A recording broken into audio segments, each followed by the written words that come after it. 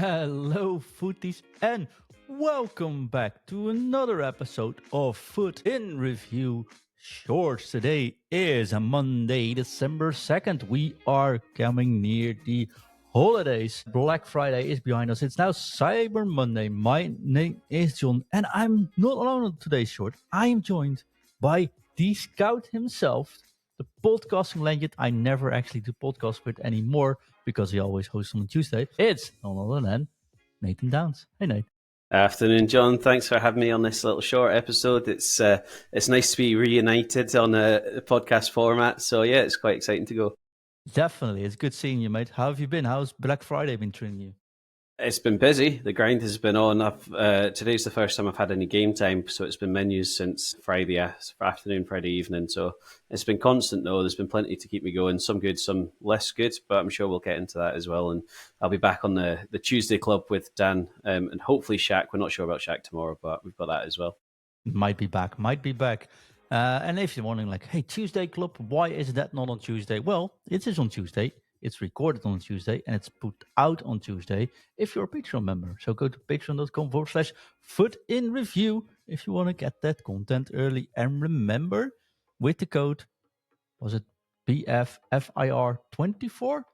You get 20% discount on your first month or first year of being a Patreon. So you not only support us, we give you a little discount, but it only runs until after Cyber Monday, I think. Tuesday. We'll run it until Tuesday, I think. So you got to be fast to get that promotion going. Nathan, what a weekend. What a weekend in foot. But I've not played any weekend league, nor am I interested in doing anything related to those swaps. Are you?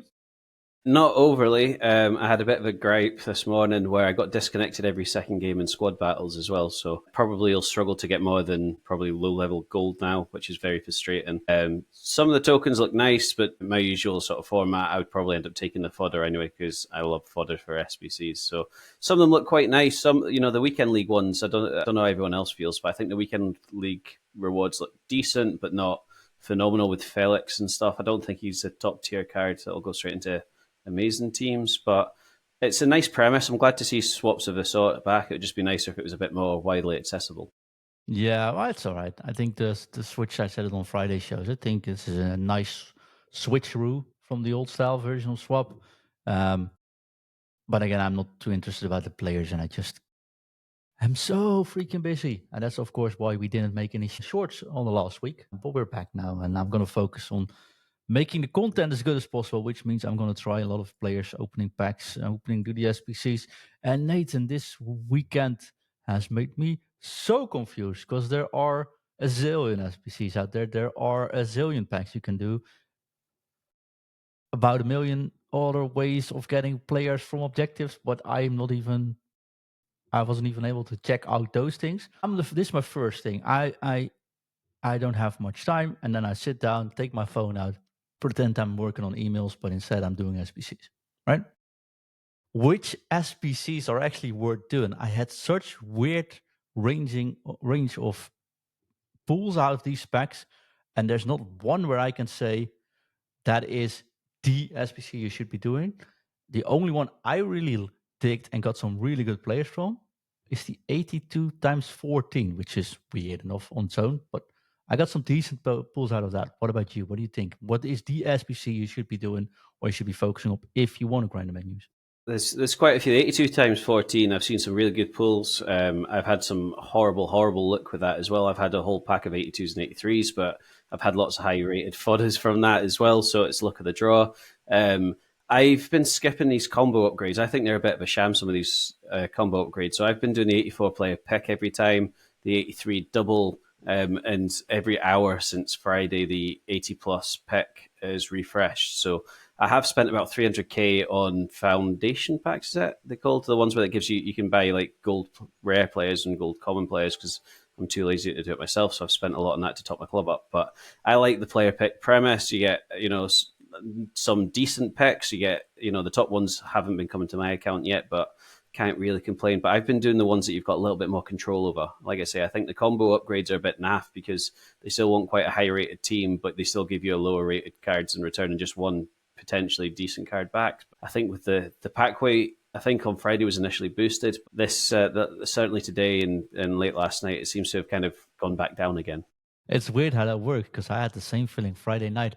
I was grinding and getting some good pulls. I said I packed Son, I packed Rush from it. I packed Matuidi tradable actually from a weird, I think a 10 coin pack or something, which was like, that's a nice 230 or 240,000 coins for free, which was really nice.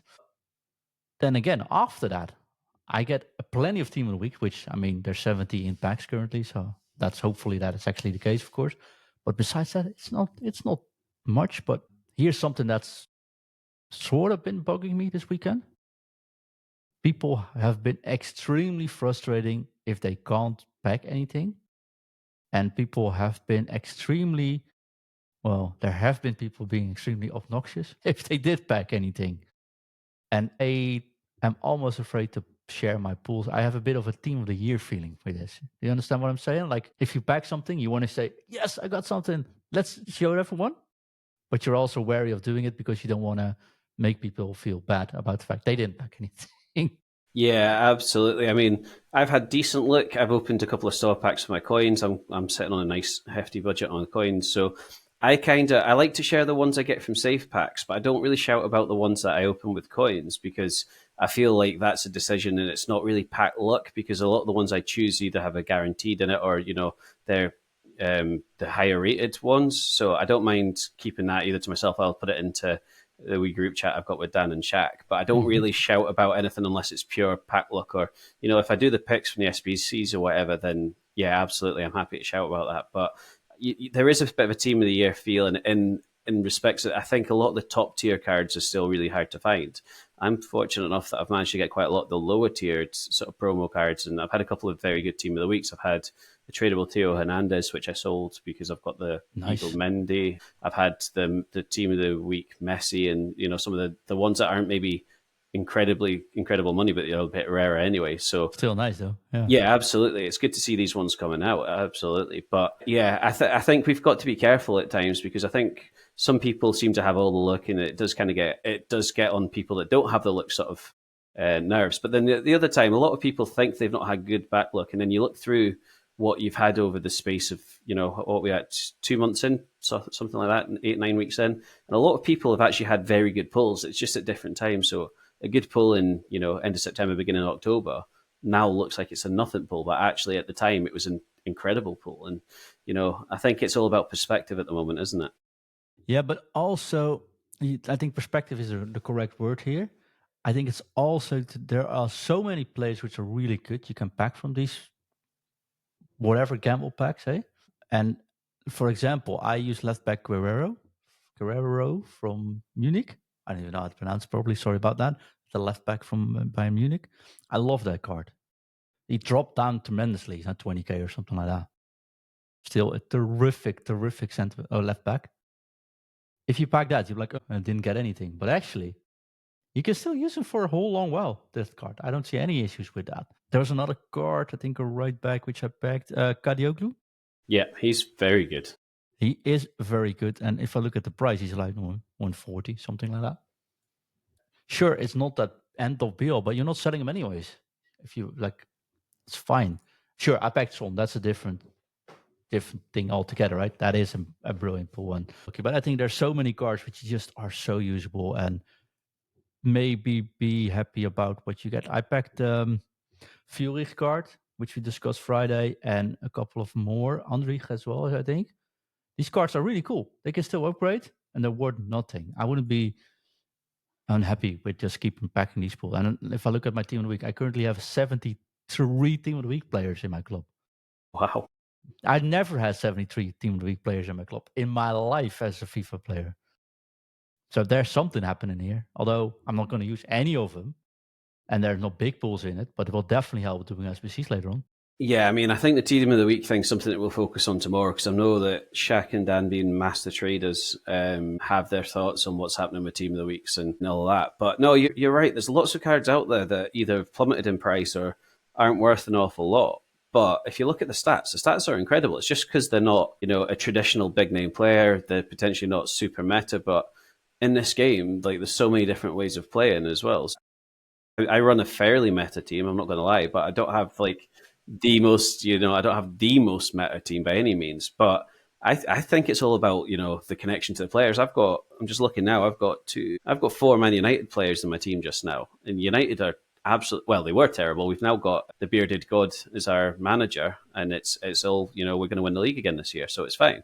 But it's all about the connection to the players. And I've dropped, there was that Bowie, I think, was the right back Yeah, SBC that came out that everyone was like, you must do because you'll upgrade because of the pro. But I've dropped him and Evoed Diego Dalot, who is absolutely nowhere near the levels. But I just want to have, more players that I quite like in the team. So again, perspective, it depends how you look at things and how you want to look at things. And if you just want the card that you think all the pros are going to use and all the elite players are going to use, yeah, you're very unlikely to pack these at a consistent basis.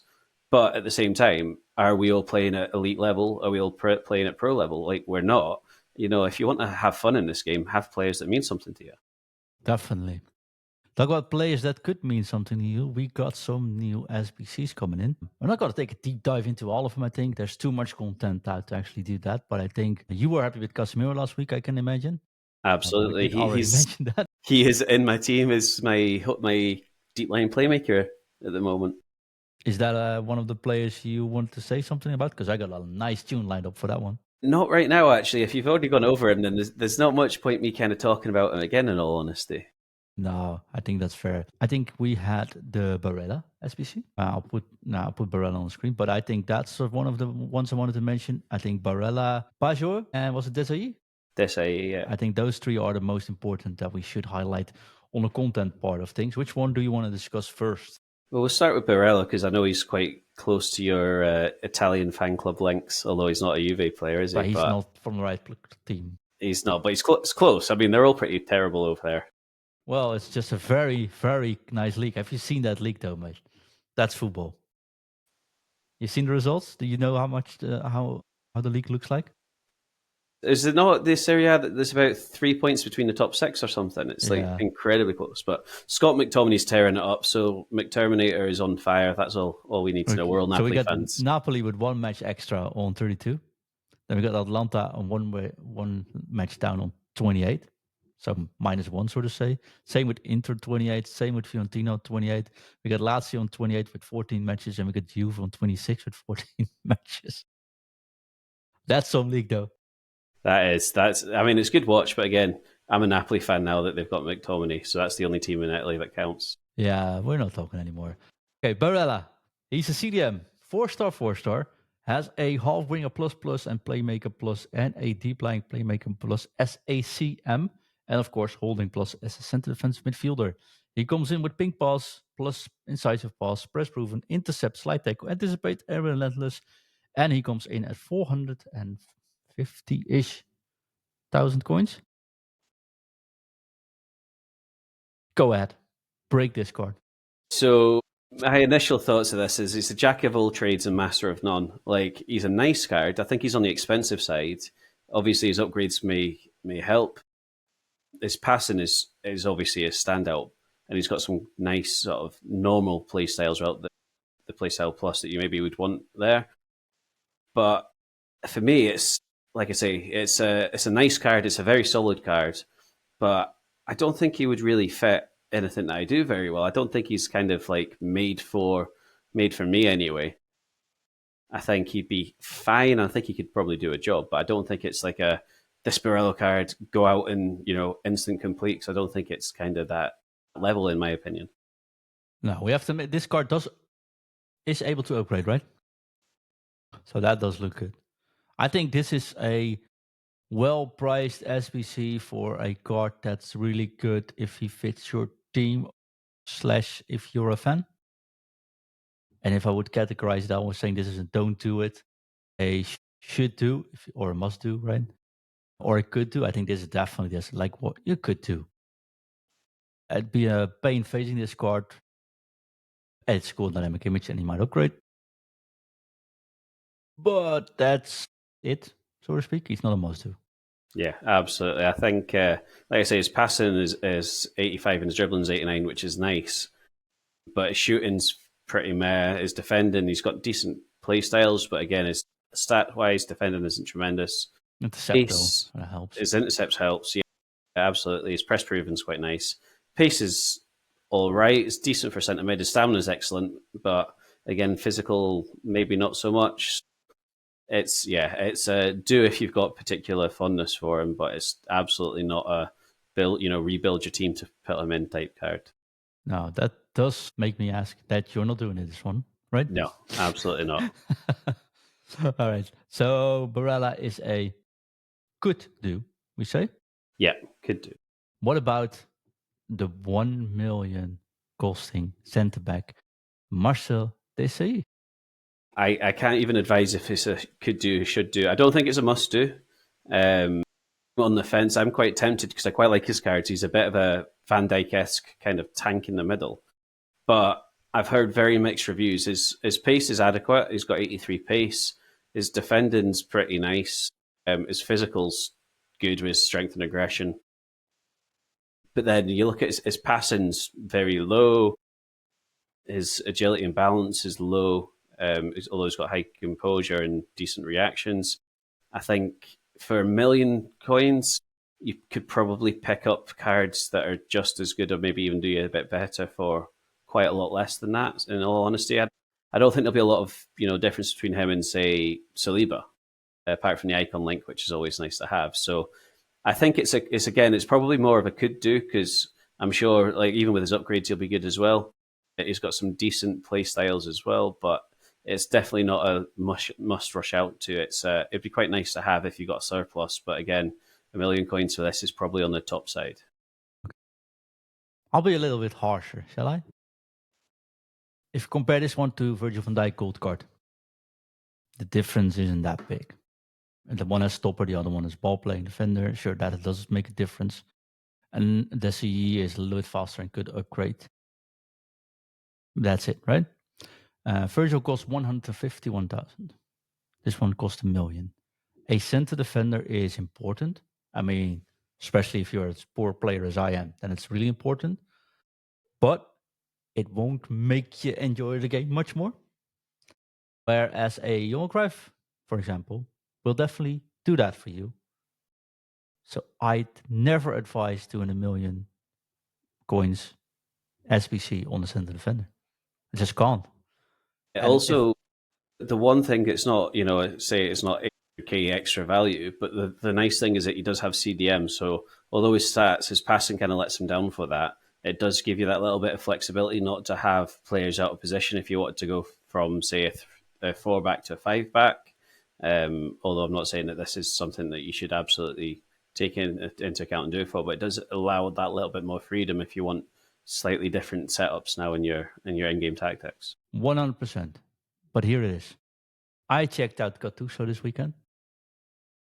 Gattuso is how much? DK? Something like that, yeah. He has better playstyles than CDM, way better playstyles.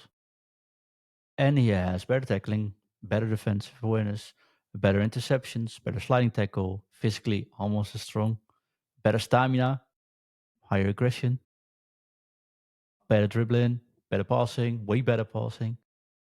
And he's 60k. I'd always go for a Gattuso as CDM over Desi.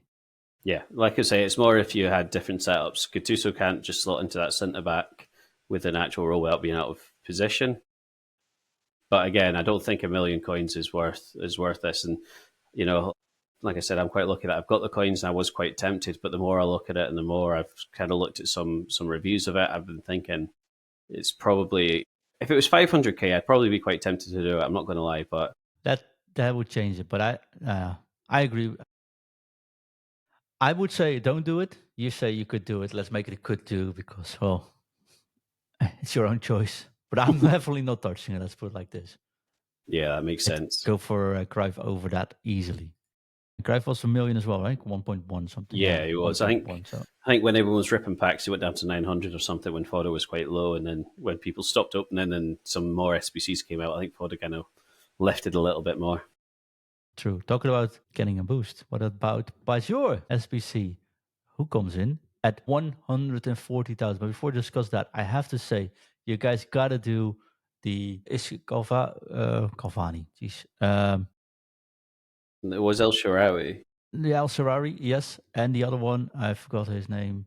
Came out Friday night. Striker, 20k, Yeah, it was Cavani, cheap. Cavani, yes, it was but you Cavani. can't do him anymore because he was only No, out for exactly. 24 hours or Mind something. those cards because I think Cavani is actually really cool. I've got him, and for that price, you should have done it. I said you should have done it. If you didn't do it, you'll be having a pain facing that card over the week. But let's talk about Peugeot. 40,000 coming in at SBC.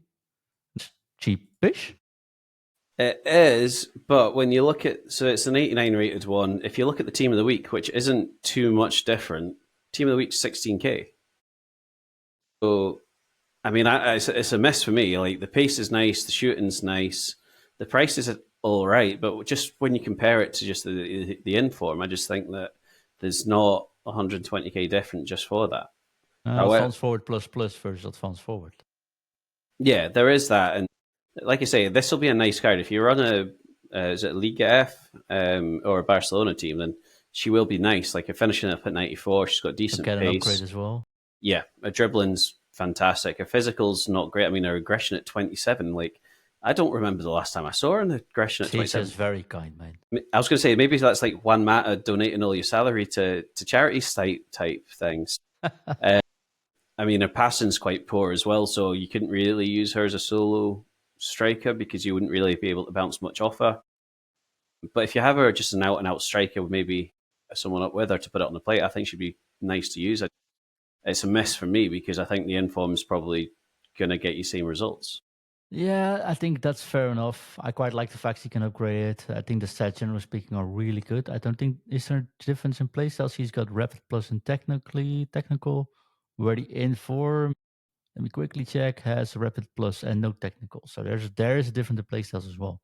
A lot of that different because the inform only has rapid plus on playstyles, while the Thunderstruck one has finesse shot, rapid plus, technical, relentless, and acrobatic. So I do think there's like a big difference between how these cards could respond. I quite like it. And I think that price is pretty good, better than doing Gamma SBC probably. Potentially, like I say, it's not a bad card. I just, for somebody that doesn't run that team, it wouldn't fit in. And I think there's probably going to be cards that feel just as nice that come out either that you can pack already or that. But again, the upgrades in these cards are probably going to boost the prices for quite a lot of them because if they're at a Barcelona or I think is it the Chelsea women's team are going really nicely just now or whatever, then I think it's quite nice to have these cards with the ability to do slightly better, aren't super expensive. Fair enough. Fair enough. We are sending questions because I have an issue with my teammate, but we'll discuss that in a later short this week because I have so many players and I don't know who to play and which formation and play where, etc., etc. But I'm not the only one having that issue after this weekend because Adam asks if a player worth doing if it means you have to either rework your system that you enjoy or remove a striker that's been working very, very well in my system. Basically, I can't decide if Vinny is a must complete for me. So with the Vinny question, I've got his gold and he's on the bench for me. I can never seem to get the best out of him. I think the player Difference is that negligible between these cards. yeah, the only good thing about this, well, not the only good thing, but the best thing about the new one is it's got the inside forward plus plus. I think from left mid, which is where he would fit in on my team. I don't think it's worth changing a winning formula around. I think it's better supplementing a winning formula. So if you found formation that works for you that you're getting good results with, I wouldn't necessarily change away from that. Same with if you've got a team that's feeling nice. The best way to do that is to find a setup that you can play and you enjoy and then improve the players that you already have. I think it might take more to kind of get your head around using a whole new style compared to what you're doing quite well. If you're already at a high level, which I know Adam's a very good player and he does get very good results. So I'd be hesitant to advise him to change his team around just to get Vinny. On the other hand, though, like I know that he's got that affection with Vinny that he's liked for the last however many millions of years. So there is a little bit to be saying about that. But when you've got a player that you're super obsessed with, you've probably got more of a tendency to feed the ball through him and break down the rest of your play. I've got one really simple answer that I always like a simple question which I always ask myself. If you get that player, no, let me put it like this. If you are in doubt over a player, then it's probably not worth doing the player. That's smart. I That's a think good way of thinking of it. that's basically how like Do you like Vinny? Yeah, but you apparently don't like him enough to change everything around. Then don't do it, because there will be a player soon enough that will fit that gap perfectly, and you're like, "Oh, perfect. Oh, I wish I've not done Vinny, for example." And that's nothing to do with the quality of any of these cards, but it has much to do with, does it fit your style? Don't. If you get a card and you're like, yep, that's for me, like a Tuso for me, for example, I was like, but that could actually be the player I was looking for, looking at the play styles and etc. Okay, let's do it, and we're done, right? If you're in doubt, if Daisy is a card, you're like, yeah, yep, that's the one I wanted, you're instantly doing it, then it's all right. You can rebuild your team for it because you didn't hesitate about it. But if you have hesitation about it, that probably means it's not the wisest move to do it. Yeah, makes total sense, especially if you say if you're not 100% sold on something, especially something that's a mill. It's different if you're talking about a 100k card, but a million coin card, I think, Yeah. is a big thing when you're not 100% sure about. Now, for 1 million, I mean, you could do Bajor and you could do, well, there's a whole list you can do for that coin. So, and take it from me, like I've packed Son this week, untradeable, right? Which basically means it's a very good card, better than the cards I have. So I got to rebuild my team to fit him in. But I would never do Son SBC because I would have that same issue. Yeah. So if I pack him untradeable, okay, I'll fit him in because it would be a waste not to do so. But if I actually have to put any effort into maintaining that and then change my team, I'm like, then it's probably not a good fit now. And That unless makes it's a sense. Cavani that's 20k, you just do it and you say, like, even if I don't use him ever, and still 89 rated fodder, probably 20k in a while anyways, that's fine. But anyone else, if you're in doubt, I'd say don't do it. Absolutely. That's a good shout, especially like we say, especially at that price point. I think it's too big a gamble to not enjoy, or things to not happen quite as well as you wanted it to. Exactly. Should be my Black Friday advice actually. Before I bought all these presents and things, like, am I going to need this? I'm not sure. I'm not sure. It means not do it. Well, that's too late. No, No, if it's got a discount on it on Black Friday, you just got just to go click for it. it. Yeah, exactly that. I hope everyone seeing the code coming on Patreon sees that as well and thinks the same. Ethan, thank you so much for being here today. Our last question for today: which formation are you currently rocking, and which formation do you think I should be doing? So I have changed. I was 5-2-1-2. That's the one. And then I just wasn't enjoying it as much. So I went to the 4-4-1-1, and I am loving it. Having that cam on Shadow Striker, outside mids on inside forwards. I did have 2 box to boxes, but I think I've now got a deep lying playmaker and a box to box. Really good fun. I don't think I've enjoyed this game as much as since I've changed to that. So I would try that. Although we played slightly different, our game styles are totally different, John. But there's so many passing options. It's pretty solid in the back, and it's really quite fun to create. So I would highly recommend a 4-4-1-1 just now. 4-4-1-1. Okay, I'll be working on that, and that's probably going to be the new Patreon tactics then. Once I got No, them. no pressure.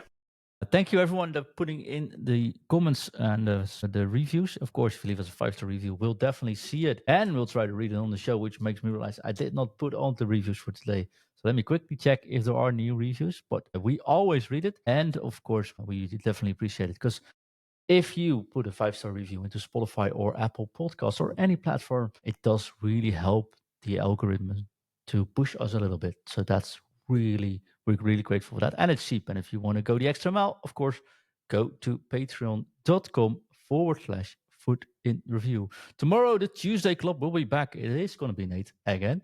And it's going to be Wimby, but I'm not sure Shaq is there. Hopefully he is. And I will be back probably this Wednesday with another shorts. And if you have any questions for the shorts or anything else, tag us on socials, drop a message on the contact form on foodandreview.com or send us an email, foodandreview@gmail.com. Nathan, thank you very much. Leave us with one thing left to do, and then drop it.